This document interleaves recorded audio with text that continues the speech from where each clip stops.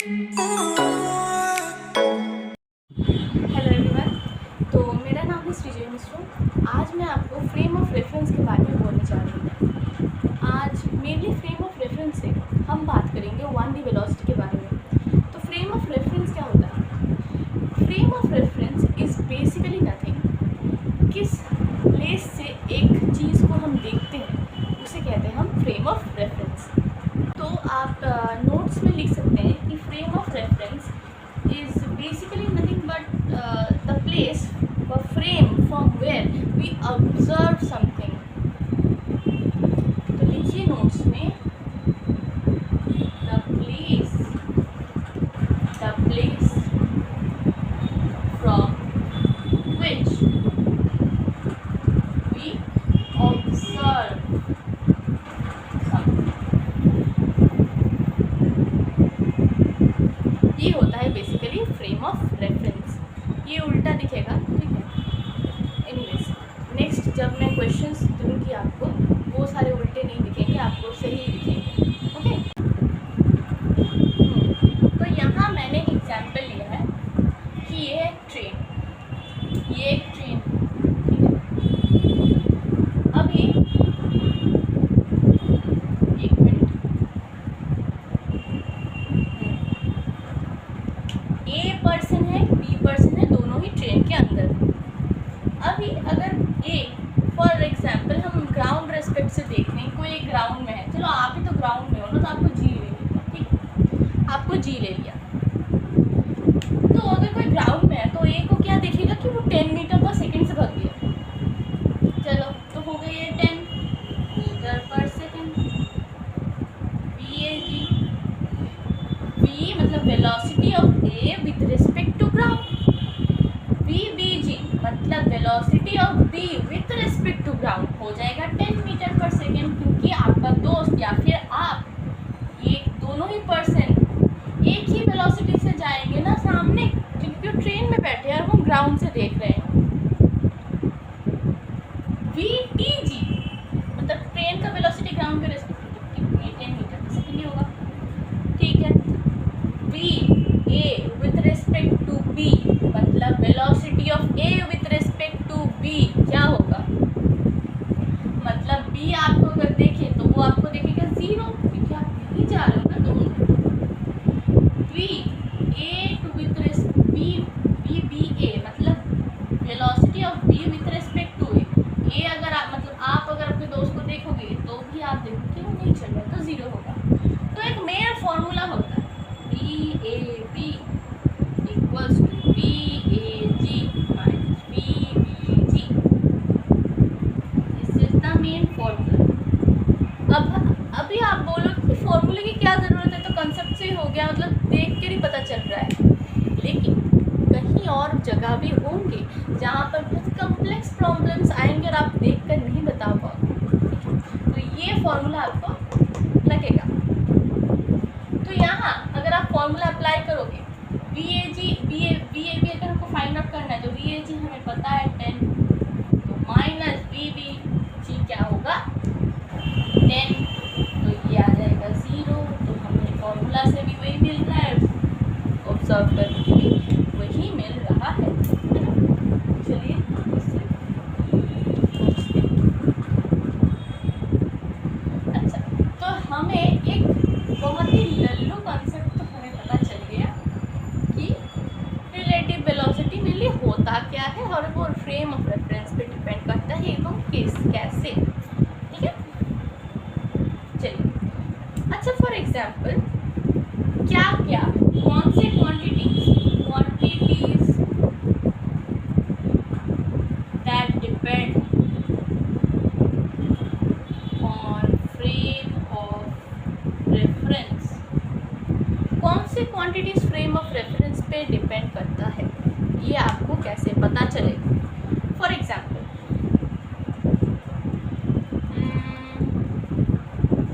Distance, displacement और speed, तो क्या क्या डिपेंड करेगा। डिस्टेंस, पहले देखो डिस्टेंस, दूसरा डिस्प्लेसमेंट,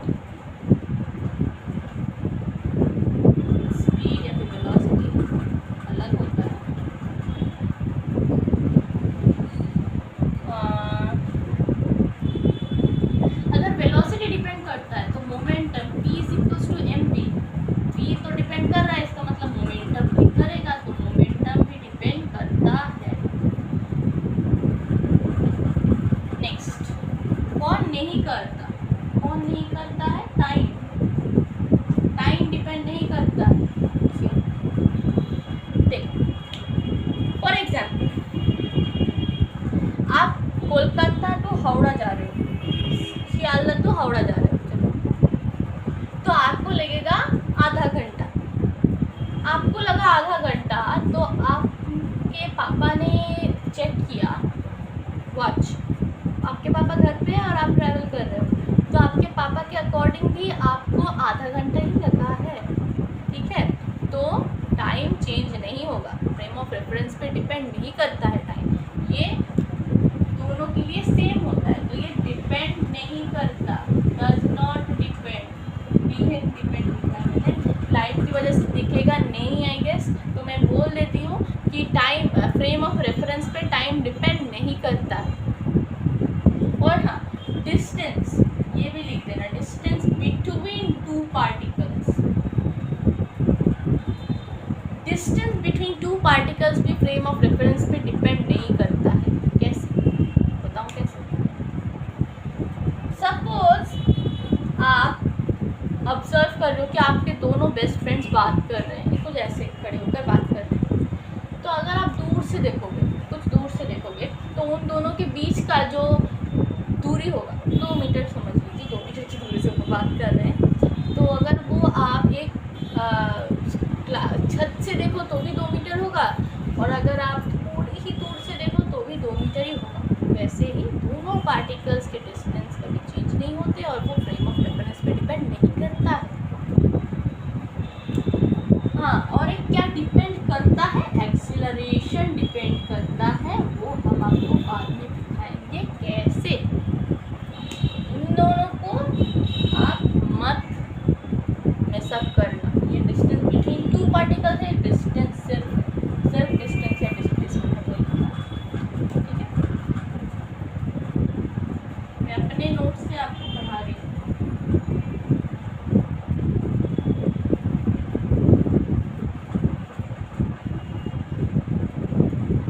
आपको पता है कि एनएलएम में, जब आप एनएलएम में आओगे तो आपको दोनों फ्रेम्स के बारे में बताया जाएगा। एक होगा इनर्शियल फ्रेम, मतलब एक होगा non inertial frame. Inertial frame basically होता है कि जहाँ कांस्टेंट वेलोसिटी से एक बॉडी मूव करता है या फिर वो रेस्ट पे रहता है, वो हो गया इनर्शियल फ्रेम। जहाँ पर आपको ज़्यादा दिक्कत होगी नहीं, ठीक है। दिक्कत कहाँ होगी? नॉन इनर्शियल फ्रेम में। अभी वो बात आ जाएगी कि नॉन इनर्शियल फ्रेम बेसिकली क्या होता है, जहाँ पर एक्सीलरेशन कांस्टेंट रहता है, मतलब वो कांस्टेंट वेलोसिटी से मूव कर रहा है इनर्शियल में। और जब नॉन इनर्शियल के बारे में हम बात करेंगे तो वो एक्सीलरेटिंग फ्रेम में रहेगा, खुद ही एक्सीलरेट करेगा, तब ना Newton's laws of motion valid नहीं रहेगा, स्यूडो फोर्स वगैरह की बात आ जाएगी उसमें, ठीक है। चलिए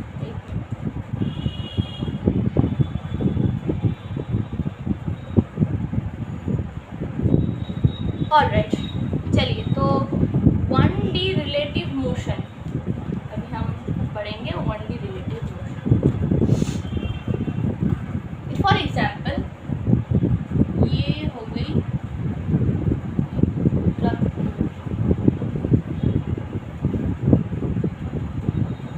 ये हो गई मेरी गाड़ी, चलो हो गई मेरी गाड़ी,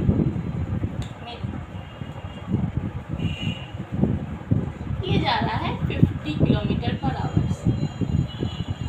ये हो गई आपकी गाड़ी, बड़ा खटारा है, इसे क्या कहते हैं, रेंट पड़ गया है।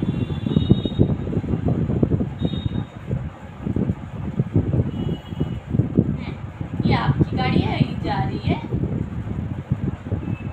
अपने से तो कम भी रखूँगी, 30 किलोमीटर पर आवर से। तो सोचिए क्या आप देख पाएंगे? अगर आपने देखा कि मैं जा रही हूँ आपके सामने से, हम अपोजिट डायरेक्शंस में हैं, ठीक है, आप गए ठीक या ऐसे चले गए, आपने कहा अरे ये तो बहुत जल्दी चला गया। क्यों आपने देखा पता है? क्योंकि हम जा रहे थे 50 किलोमीटर पर आवर से और आप जा रहे थे 30 किलोमीटर पर आवर से, तो ऐड हो गया ना, आप इधर जा रहे थे हम इधर जा रहे थे, ऐसे देखा आपने कि बहुत ज़्यादा फास्ट हो गया, ठीक है। तो इसे हम अगर फॉर्मूले के बेसिस में सॉल्व करें तो क्या होगा? यहाँ पर देखिए कोई रेस्ट में नहीं है, तो आप ग्राउंड के रेस्पेक्ट में कोई भी ले सकते हैं। ग्राउंड तो आप ग्राउंड के रेस्पेक्ट में ग्राउंड में ले ही लेंगे पहले,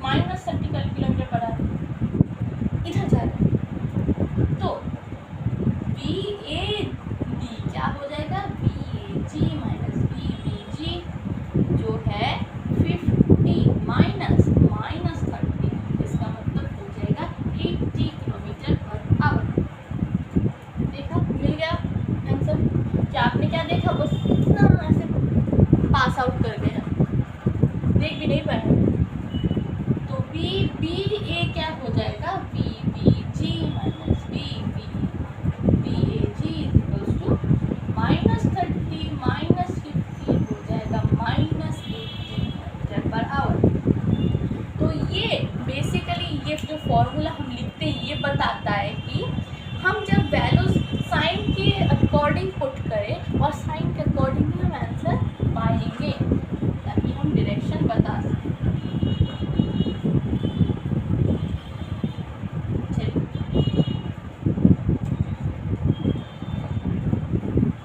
एक क्वेश्चन पर आते हैं। क्वेश्चन आपके स्क्रीन के ऊपर आपको दिख जाएगा। क्वेश्चन है कुछ ऐसा, आपको दिख रहा है स्क्रीन में, मैं यहाँ कॉपी में लिखा है मैंने कि 2 trains each 50 meter long are traveling in opposite direction with velocity 10 meter per second and 15 meter per second. The time of crossing is what? We need to find out the time of crossing. तो ये है train ए, दोनों ही same track पर है, ये बताया। नहीं sorry, चलो पोल्यूशन हो जाएगा। ऑपोजिट डायरेक्शंस में जा रहे हैं, एक जा रहा है 10 मीटर पर सेकेंड से, एक जा रहा है 15 मीटर पर सेकेंड।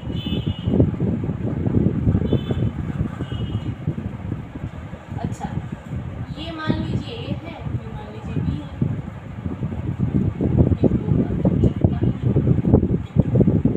तो पूछा है कि कितना टाइम लगेगा दोनों को क्रॉस करने में ईच अदर। तो कब क्रॉस करेगा, जब ये कम्प्लीटली ऐसा ऐसा होगा, मतलब ये एंड पूरा का पूरा इधर आ जाएगा, यानी कि 50 + 50, क्योंकि ईच डब्बा इज 50 मीटर लॉन्ग।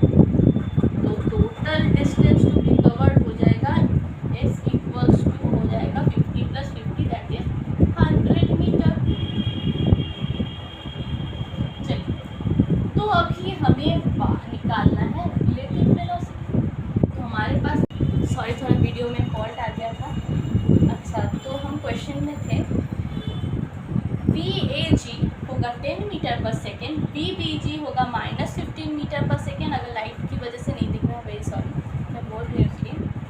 तो बी ए बी क्या हो जाएगा, B A ji minus B B जी होगा 10 -15, इसका मतलब 25 मीटर पर सेकेंड हो जाएगा बी ए बी।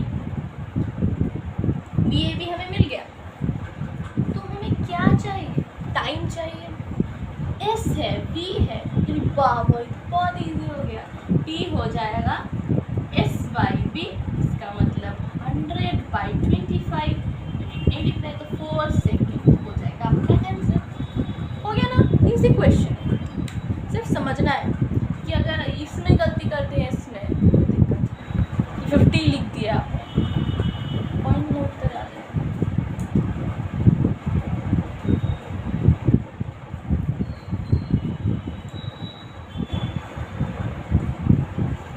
अच्छा, नेक्स्ट क्वेश्चन आपकी स्क्रीन पे दिख जाएगा। A 210 meter long train is moving due north at a speed of 25 meter per second. A small bird is flying due south a little bit about the बोल क्या रहा है, directions आपको पता है ना, नॉर्थ साउथ ईस्ट और waste. ये ट्रेन जा रहा है नॉर्थ की तरफ।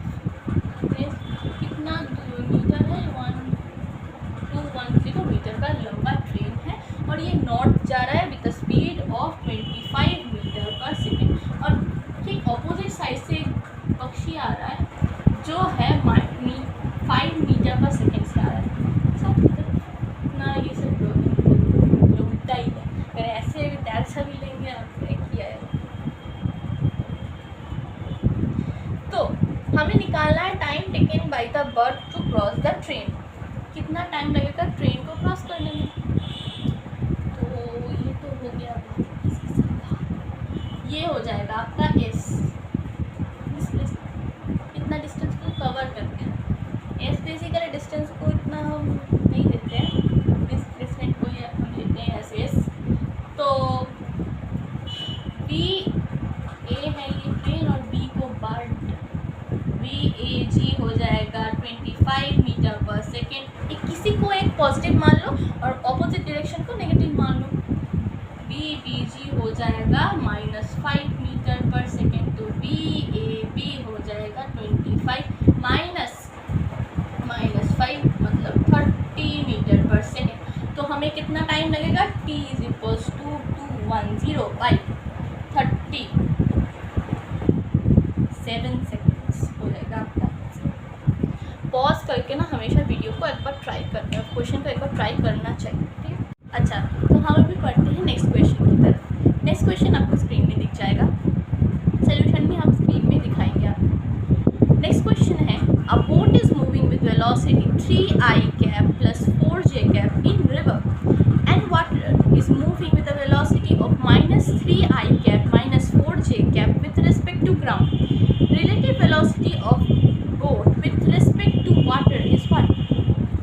तो ये क्वेश्चंस जो रिवर और बोट के बारे में होती है वो बेसिकली 2D मोशन में पड़ जाती है, लेकिन ये बहुत ही सिंपल क्वेश्चन था इसलिए हम इसे 1D में ही कंसिडर कर सकते हैं, ठीक है।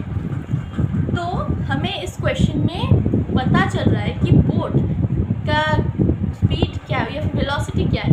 बी बी जी है 3i cap plus 4j cap और दिया हुए वाटर मतलब V velocity of water with respect to ground V W G होगा -3i माइनस 4j कैप। तो हमें क्या निकालना है, बोट के रेस्पेक्ट वाटर के रेस्पेक्ट में बोट का स्पीड क्या है, ठीक है।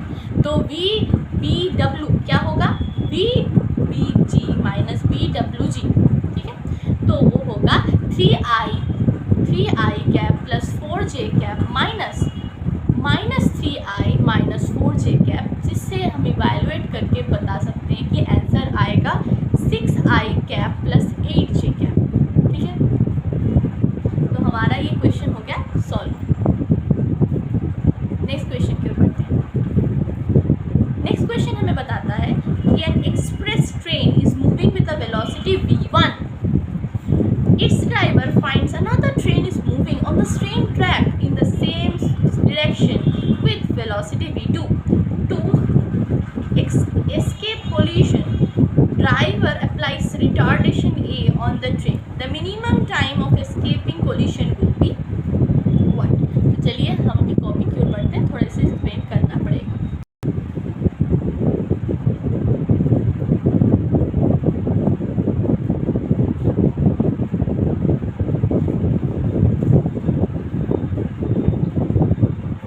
तो चलिए, ये बोला है कि ट्रेन जो है अपना ट्रेन, ये जो है अपना ट्रेन और एक ट्रेन उसकी जैसे ही उसी ट्रैक पर मूव कर रहा है। एक कर रहा है v1 से मूव, एक कर रहा है v2 से। एक है एक्सप्रेस ट्रेन, सपोज किसी एक्सप्रेस ट्रेन मान लीजिए द वेलोसिटी ड्राइवर, इस ड्राइवर फाइंड्स, अच्छा एक्सप्रेस ट्रेन का ड्राइवर ही देखते हैं कि और एक ट्रेन यहाँ है तो v1 से ये मूव करेगा, तो v1 तो ऑफकोर्स ज़्यादा होगा v2 से। एक मिनट, v2 है तो हमें पता चले कि v1 is basically greater than v2 क्योंकि वो एक्सप्रेस ट्रेन है, ठीक है। ये हम बता सकते हैं।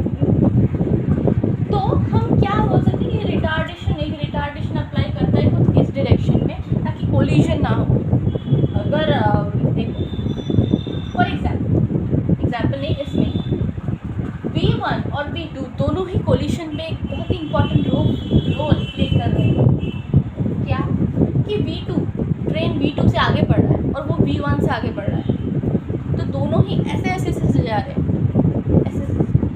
तो अगर वो नहीं जैसे खड़ा होता तो कोलिशन बहुत जल्दी हो जाता, धड़ाम से कोलिशन हो जाता, लेकिन क्या हो रहा है, नहीं हो रहा है इतने आसानी से कोलिशन, ताकि ना हो इसलिए ब्रेक्स पे अप्लाई किया है ड्राइवर चमत्कार। तो हम ये बोल सकते हैं बी क्या हो जाएगा, v1 माइनस v2 क्यों होगा, v1 क्या है, bag है v1 और bbg है v2, इसलिए हमने ये स्टेटमेंट लिखा है। तो v हमें मिल गया और हमें बोला है कि वो एक्सेलरेशन जो है सेम डायरेक्शन में मूव कर रहा है और एक्सेलरेशन अप्लाई किया है, तो हम इक्वेशन बना सकते हैं v is equal to U plus A T. v हो जाएगा 0 क्योंकि फाइनली तो 0 ही होगा ना, ब्रेक्स अप्लाई करेंगे तो 0 is equal to U plus A T. U की जगह हम लिख सकते हैं, मतलब ये तो इनिशियल वेलोसिटी है ना, तो हमें ये लिख सकते हैं v1 माइनस v2 माइनस ए, एक्सेलरेशन नेगेटिव, ब्रेक्स अप्लाई किया है ना उसने, तो ये हो जाएगा कुछ ऐसा।